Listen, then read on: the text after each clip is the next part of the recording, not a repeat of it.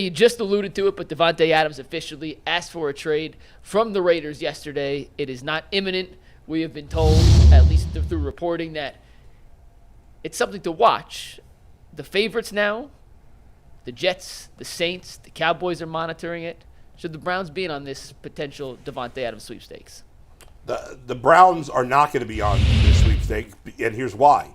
Because Davante Adams is not going to come play for the Browns. Nope. So I'm not going to waste my time again like we did with Brandon Ayuk. And then at least you could make an argument that he'd be interested in the Browns, because coming into the season you had more hope for the Browns than you do now. And even though we all just said, well, you can't give up on the season, if Davante Adams is unhappy with the Raiders and they trade him, it's because he's going to have some say about where he goes. Right. Why would he want to come to the Browns? And he's already said who his favorites are. Right.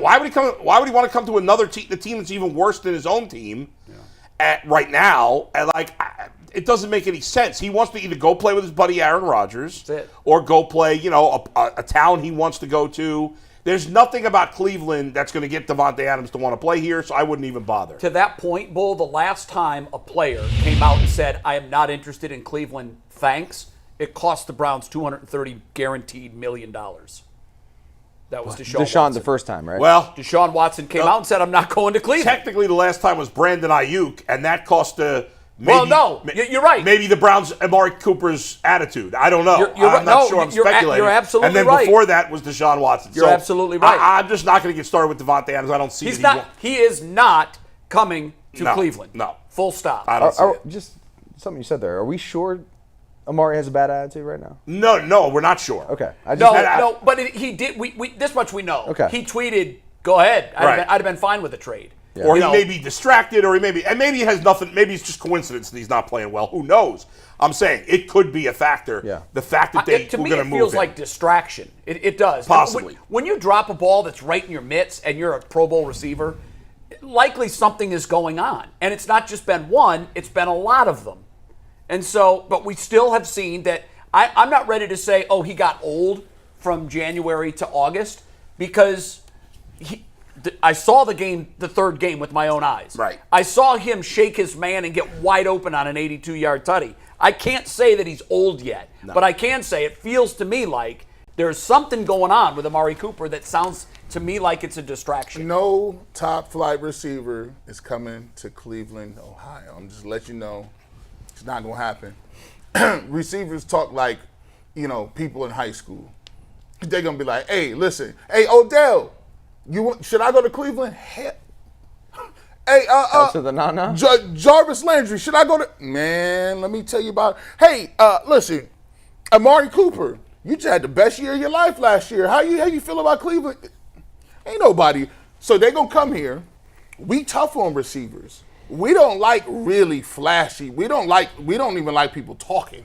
We like our receivers to block well, catch touchdowns, and hand the ball back to the Don't wear Rolexes. Don't wear Rolexes or Audemars or jewelry. We don't like none of that. Millie. And you better, and Millie, Richard. and you better act like you're a blue collar worker too. Even if you ain't grow up that way, you better say your parents was in a steel factory.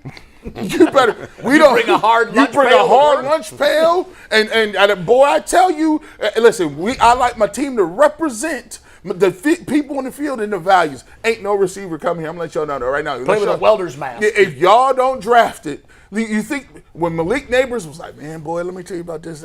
Ain't nobody coming here. The last guy we let beat themselves is Webster Slaughter. Now, are you saying they won't come to Cleveland because of the football team, or you think it's the town? Also both. It's the weather. The culture, it's the culture. Weather, the football it's the team. history. It's the history. How do we get over that hump? By the way, because here's the problem. We had a chance because not long ago, 2 top flight receivers said, "Yeah, I'll go to Cleveland." Odell signed up for it, and so did Jarvis Landry. Well, and they though both they got had traded. 1,000-yard seasons, but they weren't going to get traded unless, like in Odell's case, I think he would have said, I'm not coming to Cleveland. Yeah. He wanted to be here because Landry was already here. They both had 1,000-yard seasons, but both of their experiences here ended poorly. Terrible. And you're right. That group is like the quarterbacks were. Do you remember the quarterback club in the 80s? Bernie just walked in. He'll remember this. They had a video game. They all clicked together, and they basically said, you know what? We're going to have our own NFLPA pool, the quarterback club. Yep. Dan Marino, Boomer Esiason. I think Bernie was in it. Jim Kelly. And then Jim Kelly. And it caused some division in the league because everybody else is like, whoa, bro. They're getting can't we extra all cash, eat? yeah. And I think with the wide receivers today, you're right. That is a tight-knit clique, and they talk. Brandon Ayuk was like, absolutely not. Why? Listen, we got guys that if you say you open, they gonna be. Don't you dare say you was open. You shut your mouth and you watch these fullbacks get the football. And apparently our receivers' fathers love to mark up plays and tweet out that my son is always open. Hey, listen, fathers is telling their sons, I can't even be on Twitter no more. What kind of world is this? Hell no, you ain't going to the Browns. You go anywhere I don't else. think some of these things are unique to Cleveland. I think they're any team that's been a bad franchise. Would you give them this? It's probably the worst collective bunch of wide receivers in the history of the NFL have played for the Cleveland Browns. Like when you look at our all-time great seasons. Certainly, I can't find one clearly worse. I mean, look. The Bears have a pretty bad history of wide receiver. They do. Even when the Bengals receivers is upset, they still show up. Like, right? They still like, Cincinnati ain't too bad. You got somebody throwing them around. And part of that is just, even when the Bengals have been bad, it's usually been their defense has been bad. So the Bengals have had obviously much better quarterbacks than the Browns have had over the years since Bernie and Boomer, right? At that time, you had Bernie and Boomer both really good. But since then, the Browns have had nobody since Bernie, and the Bengals have had some Carson Palmer. Look at who they even have Andy now, Dalton was better than any quarterback the Browns have had. So, yeah. And then certainly Burrow. We're So that's part of it. And I don't think. But there is a stigma. There is a and stigma, I'm sure league-wide they talk. And I'm sure, when they're making their list, let's just say Cleveland's not in the top half. And by the way, it gets even pettier than this. LeBron James said this. I mean, what goes with orange and brown? Like, there are receivers who are that petty. Like, I don't even like the colors. The only way to me, the only way to fact. change it is for the Browns to draft a wide receiver like Malik Neighbors, like Jamar Chase, and have that guy embrace the city and blah blah. And throw him the ball every play. And until that happens, it's going to be hard. You gotta, it's so difficult too to find guys that play that position that don't have that, and not to say that they're selfish players, but there is a certain ego to it. That's they part say of the diva thing. Chris Carter it's told sort me, of cliche. He said that. I said, why do they have that reputation? He goes, because that's who we are. Yeah, That's exactly who we are. We is. think we're open on every play. Right. We think that we're the most important player on the team. This is Chris Carter. Yeah. And he readily admitted it. He said that we're a group of divas. There are personalities. Everybody's done disc analysis where you go into a job and they say whether you're interpersonal, you're an introvert, you're an extrovert. Everybody else has these, a personality and characteristic traits that you need to know who you're dealing with. If I'm dealing with Adam Bull, he's over the top. He's a very dominant guy. Like, he's a guy that's going to speak loud. He's going to say how you feel. If I was an introvert and you were on the show, you would come away wanting to cry because you're like, he called me an idiot. Jay has this way of saying things really sly, and it'll make you feel stupid if you think about it. You're like, did he just sneak this me? He just sneak this me. Like, McNuggets be sliding these little rizzes in, and so everybody got a different personality type. So you got to know them. Sneak this. Receivers.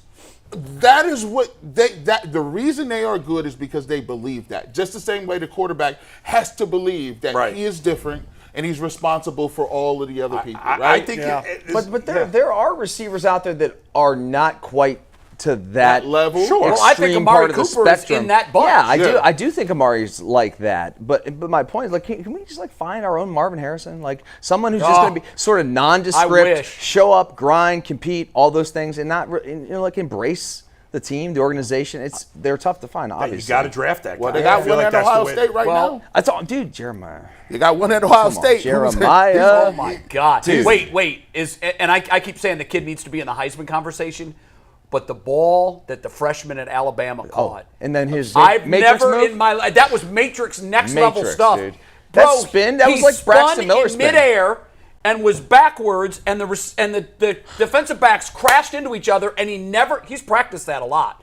Never lost a step or momentum. Bro. Spun and ran in for a touchdown. It was it's the best like run I've ever playing seen. Madden and like a glitch happened. It was a glitch. You rage quit if somebody do that on you. You quit. By the way, NIL done turned. There's no friendly quit. Just shut off the system. Rip the cord out. That NIL done turned these young dudes into monsters. Oh my God. Like, these young dudes was like, oh no, 16, 15. Oh, I ain't playing no video games.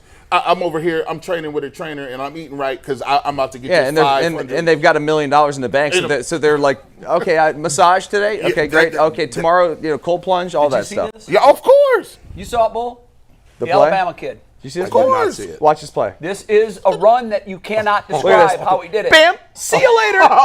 That's against, Never seen that in my life. That's against Georgia. Oh, by the way, Georgia. That was ran right They were into each down, other. and that was the game-winning touchdown. it was the game-winning touchdown. That was the game-winning touchdown. So he's had that in his hip pocket forever. By And the that way, kid's 17. He's 17 years old. 17 years old. Oh, He really? is 17. 17 Should be years old. playing high That's school crazy. football right now. To your point, G, my nephew is a sophomore in high school.